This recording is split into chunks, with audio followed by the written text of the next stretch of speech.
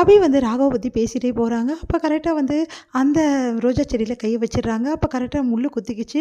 அபிக்கு உடனே ரத்தமும் வருது. உடனே துடிச்சு போயிடுறாரு ராகவ். உடனே எடுத்து அபியோட கையெடுத்து பார்க்குறாரு. என்ன இது அபி இப்படி பண்ணுற, பார்த்து பண்ணுறது இல்லையா, பாரு எப்படி முள் குத்திக்கிச்சு அப்படின்னு சொல்லிட்டு அந்த ரத்தத்தை வந்து உடனே வாஷ் பண்ணணும் அப்படின்னு சொல்லிட்டு வாஷ் பண்ணி அதுக்கு வந்து உடனே மருந்து போடணும் அப்படின்னு சொல்லி சொல்கிறேன்.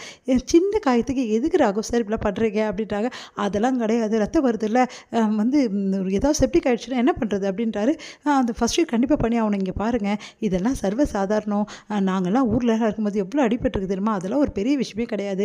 ஒரு சின்ன முழு குத்துறதுக்கு இப்படி பண்ணுறீங்களே அப்படின்னோடனே அதெல்லாம் ஒன்றும் கிடையாது புரியுதா அப்படின்னு சொல்லிட்டு அப்படியே வந்து அவரே வந்து என்ன பண்ணுறாரு, அது ரத்தத்தை அழகாக தொடச்சிட்டு அதுக்கேற்ற மாதிரி வந்து பேண்டேஜ் லைட்டாக சுட்டி விடுறாரு. அதை பார்த்துட்டு வந்து என்ன ராகவ் சார் இப்படி பண்ணுறீங்க அப்படின்னு சொல்லிட்டு வெக்கப்படுறாங்க.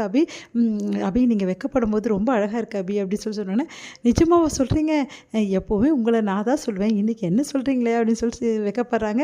மறுபடியும் வெக்கப்படுறது ரொம்ப அழகாக இருக்கு அபி, இப்படி வெக்கப்படுறதை நான் பார்த்ததே இல்லை. நீ எப்போவுமே வந்து ஒரு மாதிரி தானே பேசுவேன், ஒரு மாதிரினா எப்போவுமே அடாதடியாக பேசுவேன், ஆனால் இன்றைக்கி நீ வெக்கப்படுற பெரிய விஷயந்தான் அப்படின்னு சொல்கிறாரு. உடனே வந்து சிரிக்கிறாங்க அபி. 2 பேரும் ஒருத்தர் மாதிரி வந்து சிரிச்சுக்கிறாங்க. அடுத்து வந்து இங்கே என்ன பண்ணுறாங்க, அபி வேலையாக இருக்காங்க. அப்போ ராகவ் வந்து யோசிக்கிறாரு, அபிக்கிட்ட இப்போ நம்ம மனசில் இருக்கிறதெல்லாம் சொல்லிடலாமா, நம்ம மனசாட்சி வேறு அப்பப்போ வந்து சொல்லுது, அபிக்கிட்ட நீ சொல்லிட்டேன்னு சொல்லிட்டு எதுக்கும் நம்ம மனசில் இருக்கிறத கொஞ்சம் ஓப்பன் பண்ணி பார்ப்போம், அபி மனசில் என்ன என்னை பற்றி நினைக்கிறான்னு முதல்ல தெரிஞ்சுப்போம் அப்படின்னு சொல்லிட்டு யோசிச்சுட்டு வந்து வராரு. அபி உங்ககிட்ட கொஞ்சம் பேசணும் அப்படின்னு சொல்லிட்டு சொல்லுங்கள் சார் அப்படின்னோடனே, இல்லை அது வந்து அப்படி சொல்ல வராரு. கரெக்டாக அந்த டைமில் விக்னேஷ் வந்துடுறாரு. விக்னேஷை பார்த்துட்டு இவன் வேறு வந்துட்டானே அப்படின்னு சொல்லிட்டு யோசிச்சுட்டு இருக்காரு. உங்களுக்காக ஒரு ஸ்பெஷல் டிஷ்ஷு பிரியாணி எங்கள் அம்மா அவங்க கையாலேயே வந்து செஞ்சு கொடுத்துருக்காங்க அப்படின்னு சொல்கிறாங்க. உடனே வந்து ராகவ் போக பார்க்குற, பிரதர் நீங்களும் இருங்க பிரதர், எங்கே போகிறீங்க அப்படின்னு சொல்லிட்டு கையை பிடிச்சி எடுக்கிறாரு. உங்களுக்கு தான் சேர்த்து எடுத்துகிட்டு வந்திருக்கோம் அப்படின்னோடனே, இல்லை வேண்டாம் எனக்கு அதெல்லாம் அப்படின்னா, என்ன சார் எனக்காக சாப்பிட மாட்டிங்களா அப்படின்னு சொல்லிட்டு அபி சொன்னோன்னே, சரி ஓகே அப்படின்னு சொல்லிட்டு ராகவ் வந்து உட்கார்றாரு. அடுத்து வந்து 2 பேருக்குமே வந்து நான் தான் சர்வ் பண்ணுவேன் அப்படின்னு சொன்னேன். அதெல்லாம் வேணாம் நானே போட்டுக்கிறேன் அப்படின்னு சொல்லிட்டு அபி கொஞ்சம் போட்டுட்டு ராகவும் கொஞ்சம் போடுறாங்க. ஐயோ செம்மையாக இருக்குது பிரியாணி, பார்த்தீங்களா சார், எனக்காக வந்து விக்னேஷோட அம்மா வந்து அவங்க கையாலே செஞ்சு கொடுத்துருக்காங்க, எவ்வளோ அற்புதமாக இருக்குல்ல. ஆமாம் நல்லா தான் இருக்குது அப்படின்னு சொல்லிட்டு ராகவ் வந்து சொல்கிறாரு. இங்கே பாருங்கள் அபி, நீங்கள் எங்கள் வீட்டுக்கு வந்துட்டோன்னே நீங்கள் எல்லாம் சமைக்க வேண்டியதே கிடையாது.